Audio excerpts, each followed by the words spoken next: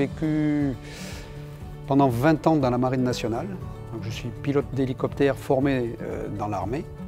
Et depuis 17 ans, j'ai quitté l'armée pour rentrer du côté civil. Et depuis 2005, je suis ici et j'ai pris la succession d'un fameux pilote qui s'appelle Daniel Manoury, donc qui prenait sa retraite. Et on m'a proposé la place donc en 2005. J'ai accepté avec joie et je suis sur 70% à peu près des événements nautiques dans le secteur. Donc en général, c'est l'hélico qu'on choisit.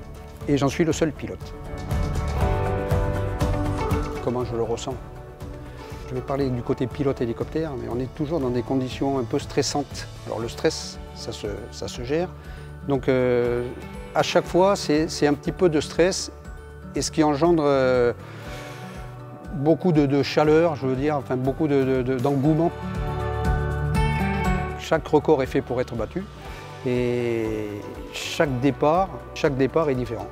Donc c'est une émotion différente à chaque fois et je suis souvent content d'être dans l'hélicoptère parce que c'est souvent dans des conditions, ça part toujours en octobre, novembre, voire décembre.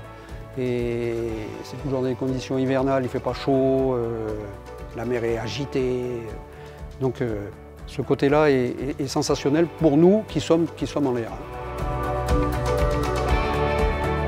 Il a fallu définir une ligne de départ et une ligne d'arrivée, donc qui est matérialisée au sud par le phare du Créache, donc qui est le phare le plus puissant d'Europe, qui est sur Ouessant. Et au nord, le Cap Lizard. On trace cette ligne et il suffit de franchir la ligne dans un sens et la franchir dans l'autre sens. Donc à chaque départ, si tu veux, donc on est l'hélicoptère est le dernier objet qui va se rapprocher du bateau, pardon, et pour le suivre jusqu'aux derniers instants. Et nous sommes effectivement les derniers à bord, donc en général nous sommes 4 personnes, nous sommes les derniers à pouvoir suivre le bateau. Et personnellement, je suis le seul à pouvoir parler, donc à souhaiter bon vent, enfin bon, les phrases de coutume, parce que je suis le seul à avoir la radio et pouvoir parler avec les bateaux. Donc c'est à titre personnel, bien sûr, c'est un honneur pour moi de pouvoir leur souhaiter bonne mer, enfin bon vent et puis surtout les meilleurs vœux pour pouvoir battre le record.